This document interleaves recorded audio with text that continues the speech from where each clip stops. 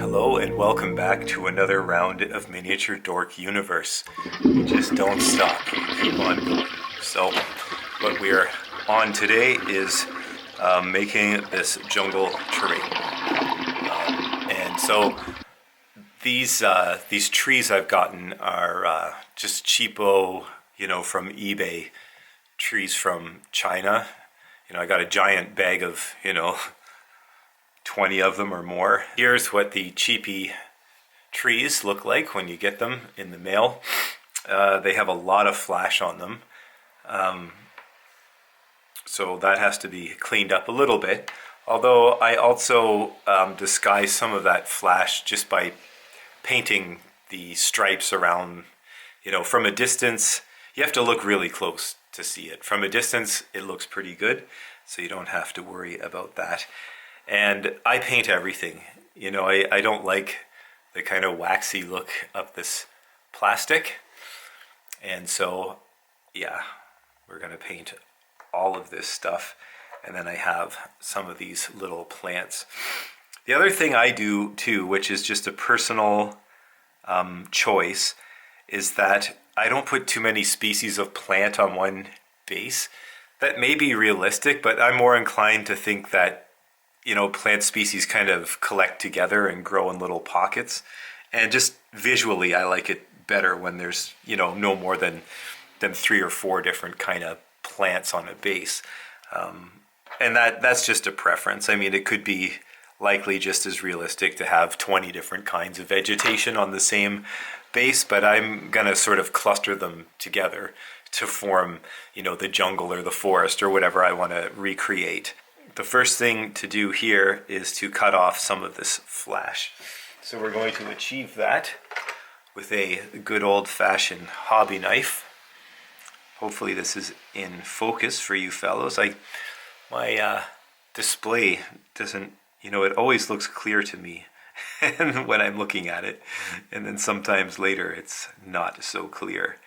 And then I say some bad words, but we're going to hope that things are good this time. I'm not too particular about this. You don't want to take a great big divot out of the trunk of the palm tree, but, it is these trees work out to be like 30 cents a piece or something. So they're not super expensive items. We are just going to use a high-tech little tea light candle. Actually, we probably don't need the wanky little holder there. We're going to light that sucker up, heat up our pin vise, and then to see, oh yeah, you know what, that works really well. Just make sure you don't hold the rest of the tree over the feet as you're doing it, like I just did there.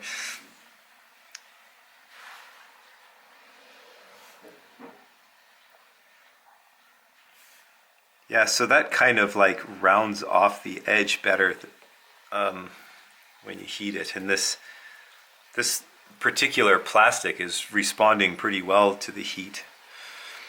So I'm going to try areas that I didn't even use the knife on first. Yeah, that seems like that's probably a bit, you got to take it down first with the knife.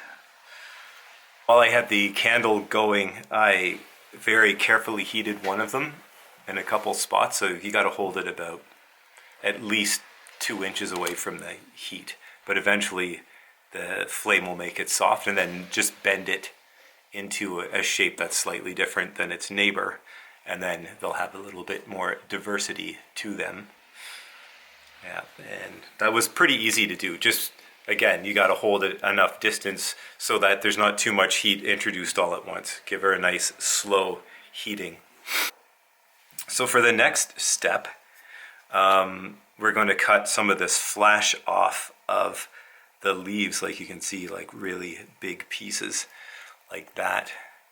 We're going to cut that off just with scissors, and I'm just going to trim it up. We're not going to try to get it all. Again, we're going for fast, like a quick and dirty, which is another reason why I painted them as well, to get rid of that waxy sheen, but also with the paint you can kind of disguise some of this less than perfect stuff. And you know, the goal is just to make it look really nice on the table. And really I'm just going for like big pieces that clearly don't have any of the sort of palm leaf texture on it. But there's going to be stuff in between the palm fronds, and we're not going to bother with that. You'll be there all day. And like I said, once it's painted, this stuff is going to kind of not be all that noticeable. I have these small sort of plants too that I'm going to throw in. These guys here, which of course will also get painted. These ones I trimmed down. Obviously it's finished. And it's the same thing. I'm just looking at it and finding any areas like here where it's clearly there's a lot of flash. And then I'm just snipping it off, and I'm being kind of random about it because these leaves don't have any particular, their shape is kind of organic too, so you don't have to be too careful. A little bit careful, but not ridiculous careful. And that's good for that. The next step after we've cleaned these up a little bit is we are going to cut off these little tabs. And some people might say, why would you do that? Well, because what we're going to do is create a better tab than this one. Because what I'm going to be doing ultimately is making my bases out of these old cork placemats. But you can buy cork all over the place, like in craft shops and whatever, and in different thicknesses. These were IKEA cork placemats that got old and scuzzy. So, of course, I just recycled them into my geeky wargaming, and cork is great stuff to have, especially for making terrain. So yeah, let's cut these off, and we're going to pin them so that we can like actually stick them into the cork with something a little bit more ballsy than that crappy little whatever's on the end. And I've cut these have a stem on them, they're molded, but I've cut them to various lengths and at various angles too, so that they're not all sort of perfectly upright. We're going to just have them sort of random, as seen on this one. You know, they're kind of different heights and just sort of put at different angles slightly, and it kind of gives you that sort of spiky tropical look that kind of sets a tropical zone apart from a non-tropical zone, let's say. So what I'm going to spike these with is guitar string, because unfortunately for most people, I have guitars and I have lots of strings, so it's a cheap thing for me to use for the steel. But also, I'll use the thin steel, which is on the strings have like they're wound, and on the end they're not wound. So I'm just going to use these non-wound pieces for the thinner leaves. But I'll use the wound for the trunks of the palm trees, and that's going to give the glue something to purchase as well when you stick it into the cork. So I'm going to pin these up, and it also, the wound string really adheres to like I won't even need to glue this on. I'm going to make the hole slightly smaller and then just jam this up in here, and yeah, that's going to stay. And then when you fill it with you can use obviously super glue, or you could use like a 2-part epoxy too that has a really good grip. Either or, it's going to hold into this and then soak into the cork and give you a really good bond. Whereas this little plastic nubby nuts here, he's just a dick. He can go fuck off. Pew! Okay, so I'll try not to poke out your eye. Yeah, that's a good thing to keep in mind too. This stuff is good at eye gouging, so let's not gouge out our eyes. The goal here is to have fun. So unless you find excruciating pain fun, then we won't go with that. So I'll start with I keep wanting to call them pine trees. One of the, not pine tree, the one that grows in the tropical place. the palm tree. So yeah, you just drill that, start like the hole, don't go too far, and be careful when you're drilling that you don't go through the other side and drill into your finger, because having done that a few times, I can tell you that it makes you swear a lot and it really hurts like hell. I'm just going to heft it up into there a bit with the snippers. Just don't push too hard and you should be good. Yeah, that's good. So that's in there, and then I'm just going to snip it off, and I'm not leaving it very long. You don't need a lot, and you don't want it to go right through the bottom of your cork. So I'm going to snip it about here. Use crappy snippers too. Don't use your good side cutters that you use for cutting sprue or whatever, because these pit the hell out of the jaws, and yeah, we don't want our nice hobby stuff pitted up. And then those are ready to paint. And we're going to use an airbrush, and I would recommend an airbrush. You could do it with a paintbrush, but that's going to take a long time, and it's going to take a long time. So yeah, definitely an airbrush, or at the very least a spray can. But I'll go out and say that if you're watching a video like this and planning to do a lot of wargaming and making like cool terrain, then I would say you're going to really benefit by getting yourself an airbrush if you don't have one yet. I'm going to take my handy spike and just put a hole in the middle. These are the ones you're going to be more likely to drill into your finger too, so this is why I'm being careful here. And we drill in with our 0.1 bit. Or it's 0.1. What a dick. It's a 1, or no, this one wasn't a 0.1, sorry. This one was a 0.5. 0.5 drill. And then we'll line this up with our hole and just peg that in. And be careful again that the guitar string doesn't come through the top and jam you in the finger. Because none of this wires going through flesh stuff or drill bits is fun. Basing is our next step. And so for this, I'm just going to cut off a square roughly about the size that I want. And it doesn't have to be perfect, right? We're just going for something that'll probably fit a couple of those nicely, which that seems to do. And then I'm going to cut her into a circular shape and on an angle. Yep.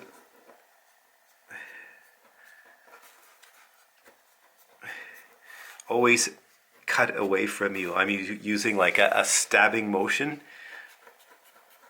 And obviously you also don't want to put an X-Acto knife through your thumb.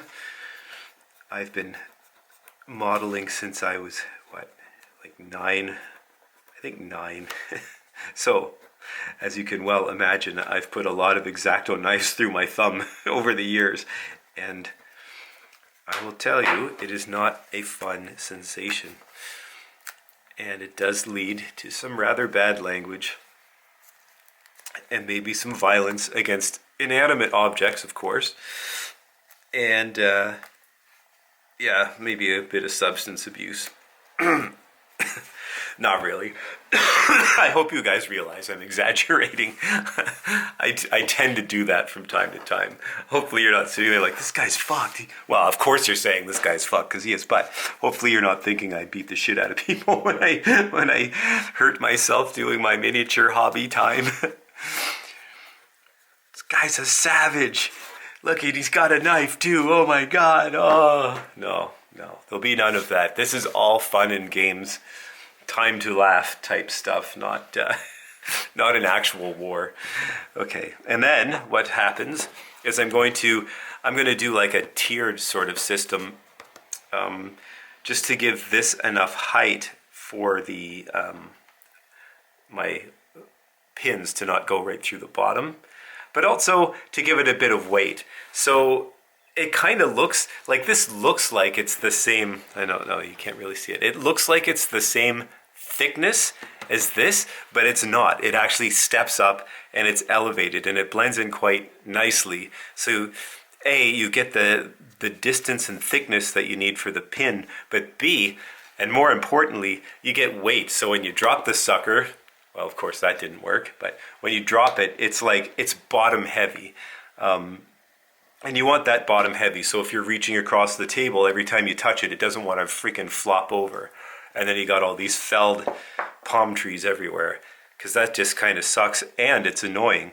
So clearly we want to avoid that kind of stuff, and that's how we do it. And that's why I use cork. It's a good material for that reason. It has that kind of heft, but also it sort of has a nice grippiness on the bottom too. Like it sits well on a table. I think obviously that's why they used it for placemats. You know, it even when it's painted up and it has ground surface on it, what am I saying?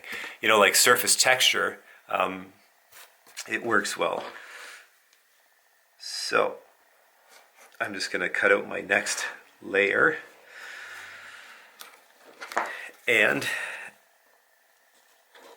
I start with a square, and then I'll sort of chop it down just sort of roughly to size, just to sort of piece it out. And all of this is random. You don't want any of your bases exactly the same as the guy beside it, so whatever you get is good. And that's going to fit, and I'm just going to double check that the trees have enough space so they don't look too crushed together, and they do. And of course, cramming all of those other smaller plants in is only going to look better. You know, if they get cramped or whatever, that'll be fine. I'm just going to cut this into a more random shape, sort of pushing into it with my X-Acto. And I was kind of a dick, believe it or not, and did not change my X-Acto for this, but I would recommend doing that. I just kind of cheaped out on this. I should have put a new one in.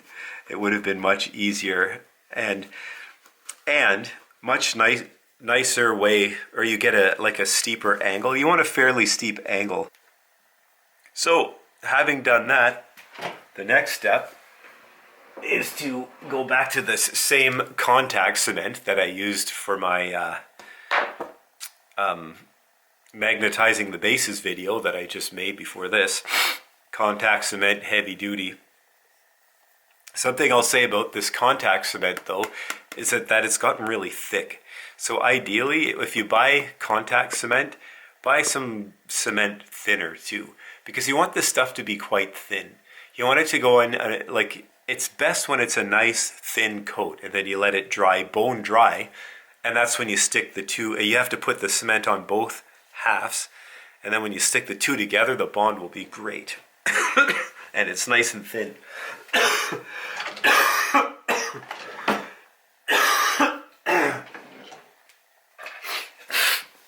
So because this is fitting on top of here, I'm not going to glue the whole surface because I don't want the contact cement to be where all my static grass and everything's going to be later. So we're just going to draw where this top piece is going to fit in. And another thing, when you have something like this where it's sort of oval, put some registration lines in it so you know when you have it wet with contact cement, you know where it's going to sit. See what I mean? So you take it off, glue, and then when it's ready to go, you know, you don't have to fiddle too much to get it to fit. You can see where these lines all meet, and then it'll go down. Because when it sticks, it's really going to stick. Yeah, and you're not going to be able to pull it off and change it. So in this sort of way, you know, in this particular application, I wouldn't say it's too important, but it's a good habit to be in, because if you had to do something where the registration was really essential, that's how you would get around that. And it's just a quick thing to do. And yeah, that. So I'm going to try and put this on as thin as I can, but like I said, this glue has gotten quite thick.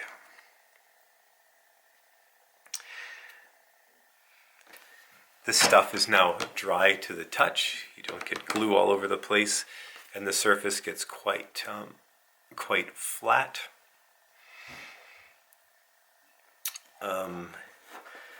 So now we are going to carefully line up our registration marks and then set that down and press.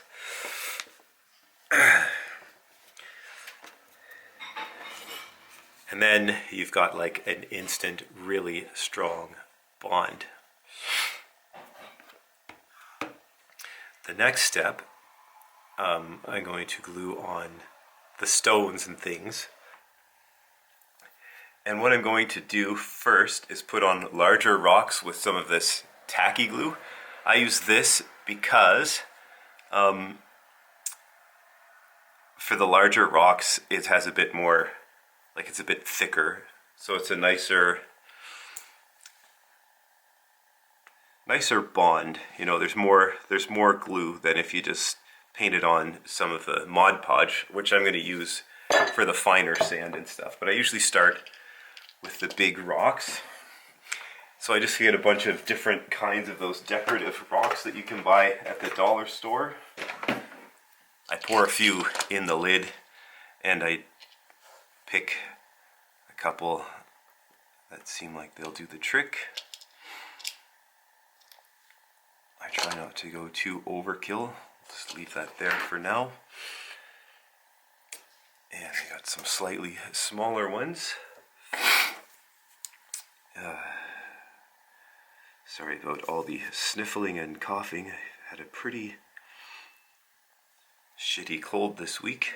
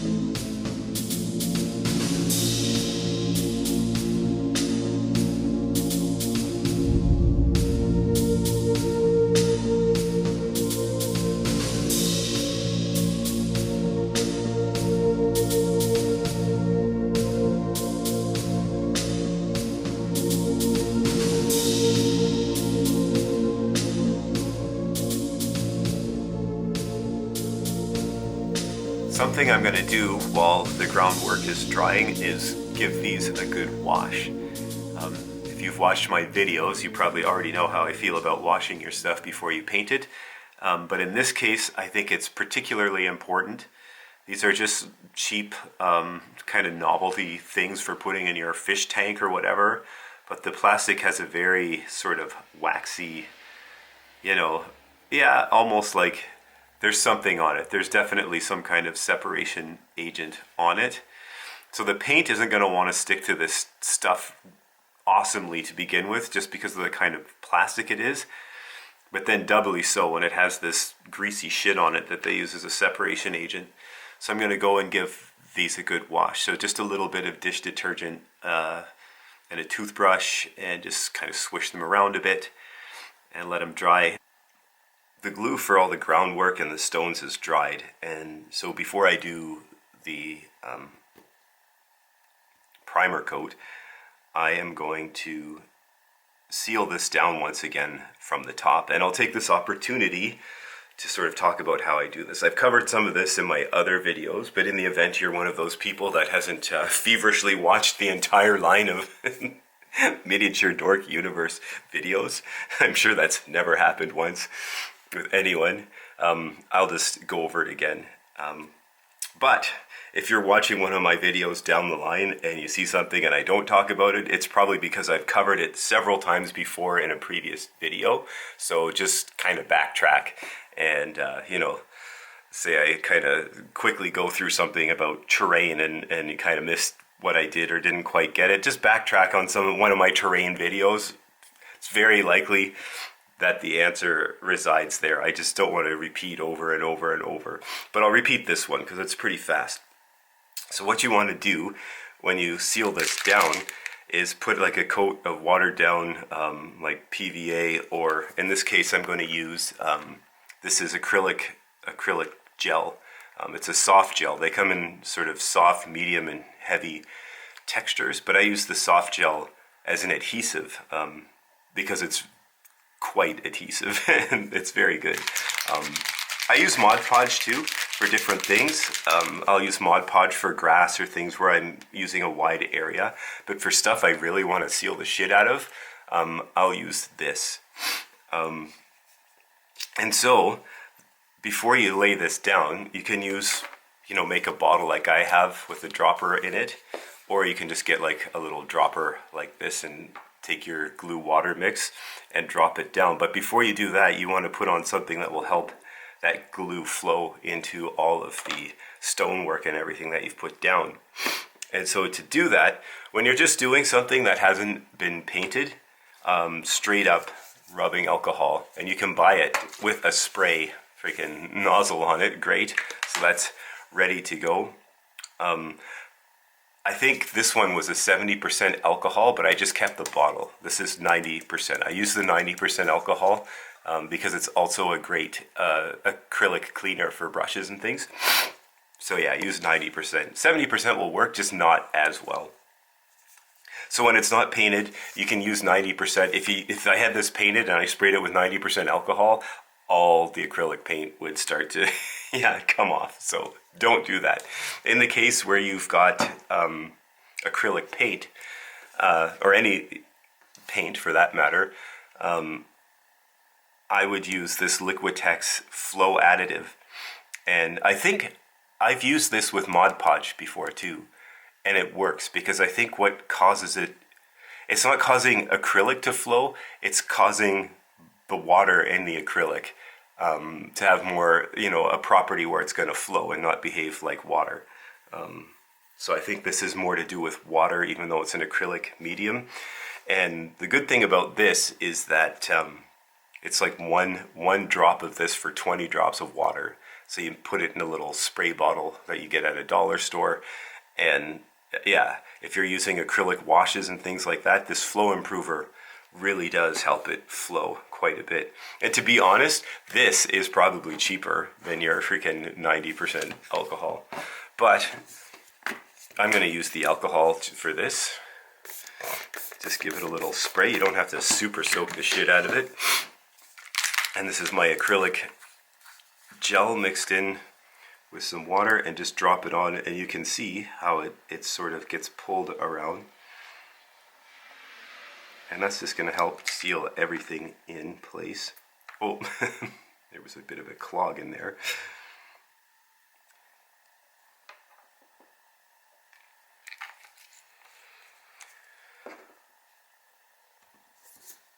So we're going to let that dry, and then we'll get on to priming.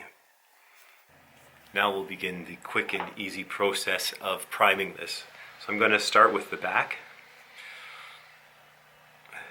just like so. And we'll let that dry first and then do the other side. When you prime both sides, it won't warp.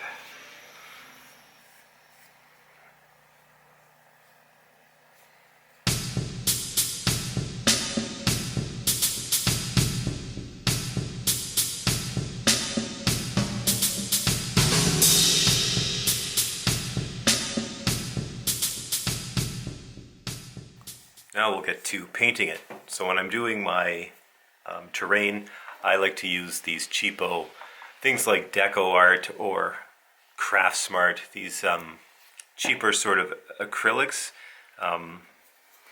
because you don't really need great acrylics. In fact, it's kind of nice that they don't have the most like opaque sort of finish going on,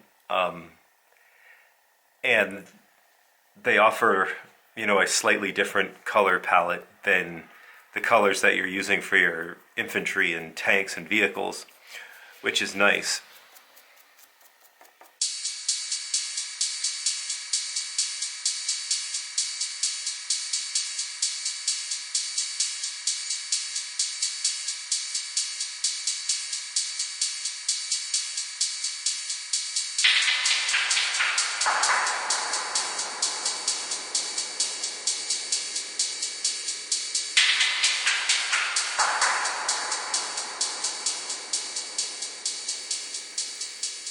first sort of greenery I'm going to put on is just some of the like Woodland Scenics fine turf, and I use that to simulate almost more like moss, which there's a lot in any kind of forest or jungle.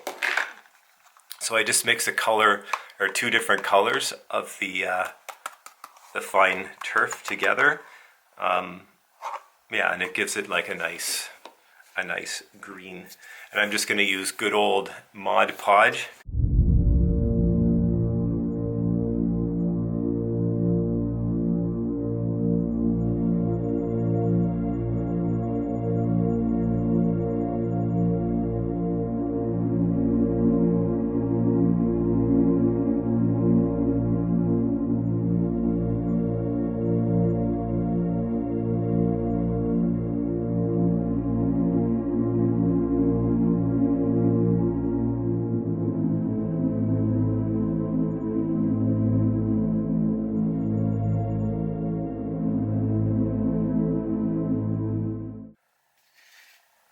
We'll get into the static grassing. So you're probably wondering, why do you have this in a cookie sheet?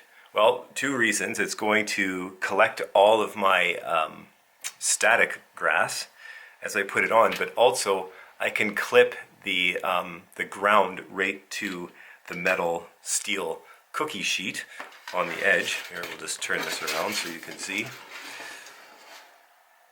And that does the ground. And I keep the piece closer to that alligator clip, but it works quite well. The grass still stands up nicely. And this is my Chinese terror static grass AliExpress cheap jobby, but it works fine. However, it electrocutes me all the time. Yeah, it's very squirrely. Even after it's off, it maintains a charge. And so sometimes my wife is sitting close by and she hears like a crack, and I say a lot of bad words. Like one of my nipples catches on fire and I soil myself. She's like, "What are you doing, you savage? Like what's so important that you would electrocute yourself?" But you know, we're really eccentric and really dedicated to our hobby. So, you know, it's worth the bad words and the pain.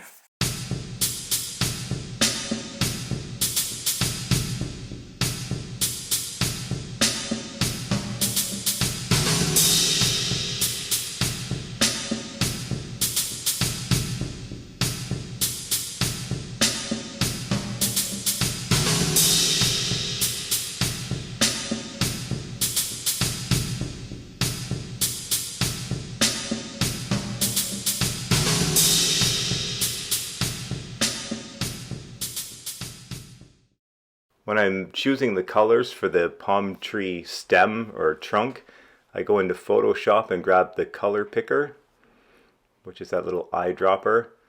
So I don't know if you have other programs where you can open photographs and extract colors from it, but I used Photoshop. I'm not sure what's available for Mac, but I grab the color that I want, and you can see it in the little square down at the bottom of the tool palette. And now I'm just going to select a box and then use my paint bucket tool here, fill in the box, and this will be my dark color. And then I will copy the box. Come on and copy the box, Joey. I don't know, maybe I'm having a brain fart here. I'm narrating this after the fact, so anyway. No, not that. And we'll make another box. And now I'll get my sort of middle kind of color.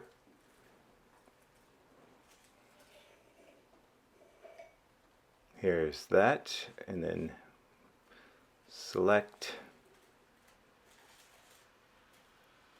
And we'll get the paint bucket, fill that in, and then of course we'll go on to the lightest color.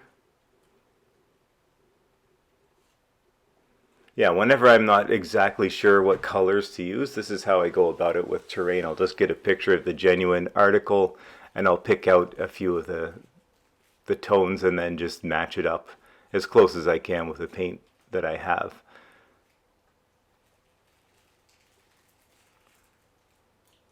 So now I've picked the lighter color. I'll do one more box.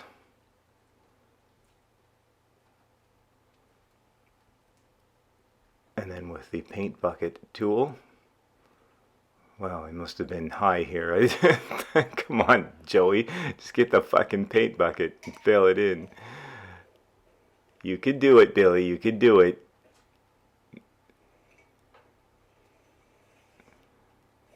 Oh man, okay, there you go. Paint bucket, fill it in. So those are the three main colors I'm going to use for the stem.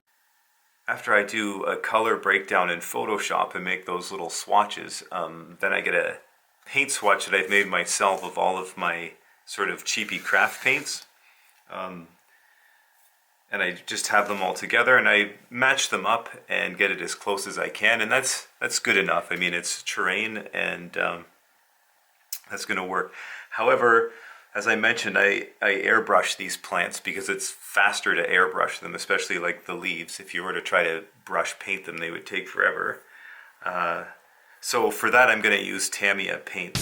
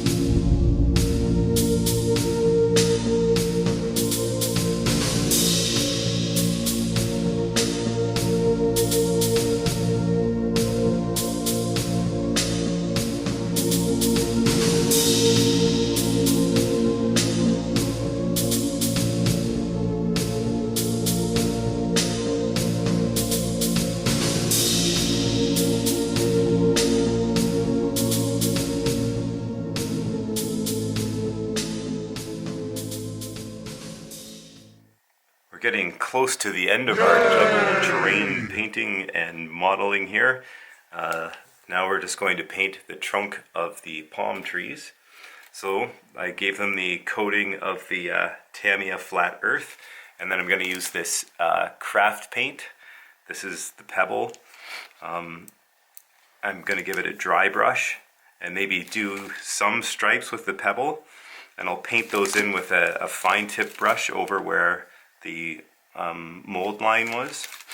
And then for the final color, I'm going to use I usually use this stuff, like I mentioned before, just exclusively for terrain, but the exception of that rule is when I have to do something where I need a fine tip brush, because the Vallejo paints flow a lot better. But this is our next lightest color, and then this is our final lightest color. So we'll get in with this pebble first. I'm going to paint a few stripes with the pebble, but they're not going to be as dominant as the final stripes that I paint on with the stone gray.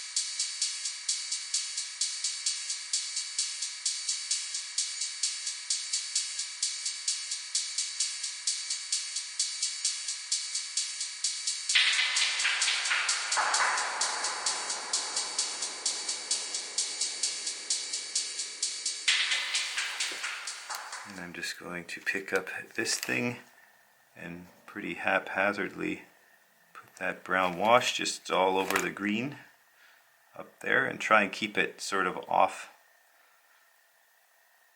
from going too far down. It's okay if a bit gets on the trunk.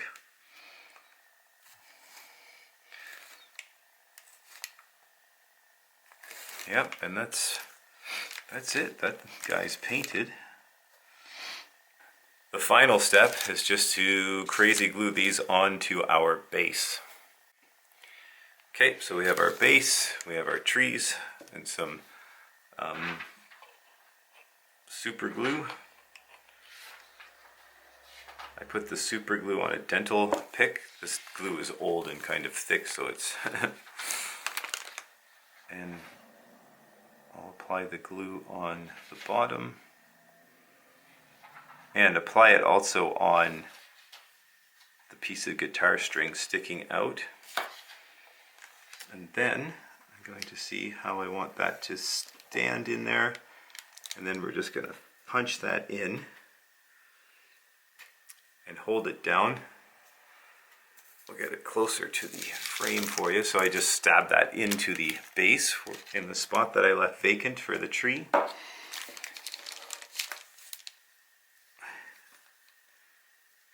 just going to let go of that for a second. I've got some crazy glue accelerator that I just put in an old Tamiya bottle. I'm going to take my dental pick and just stick it in and just touch it around the base of the tree, and the capillary action will do the rest. Just like that. I think we can try stabbing that guy in here. As good a place as any. And this guy,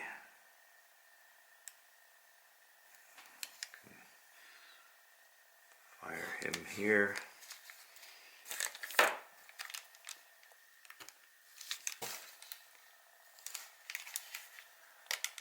I'll do my thing at the end too, where I'll do a bunch of stills. But the final step, I'm just going to get some green like flocking material and just do some bushy kind of things here and there, not too much. And yeah, that'll be that for that.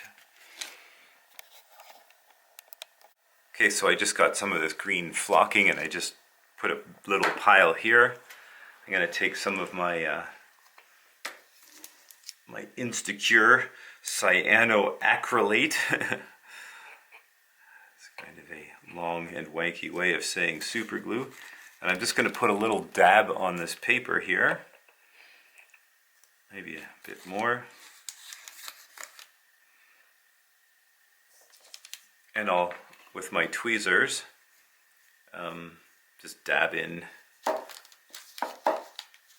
little bits of the tufts one at a time, and I'm going to be very selective where I place them.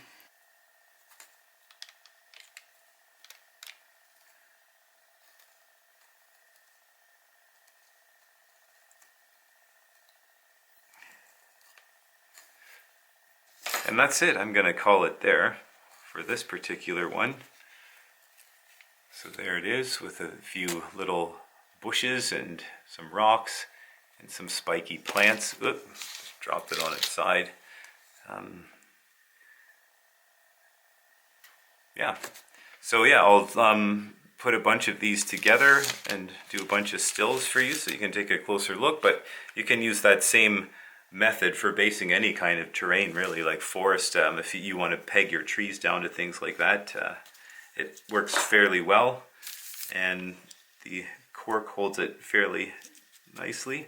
The other thing I would say too, if you notice that there's some glossy areas, you can always give it a shot of matte varnish. But I usually wait things like that, when I'm painting tanks. When I do the flat coat, I'll just grab a bunch of things that I want to add a bunch of flat to and just do it all in one shot, and then it's not such a big deal. But as of now, I can't see anything too glossy on it, so we'll just leave it at that. And there it is, jungle terrain. Looks pretty good. So thanks for watching, and stay tuned for the next round of Miniature Dork Universe. Who knows where we'll go next time.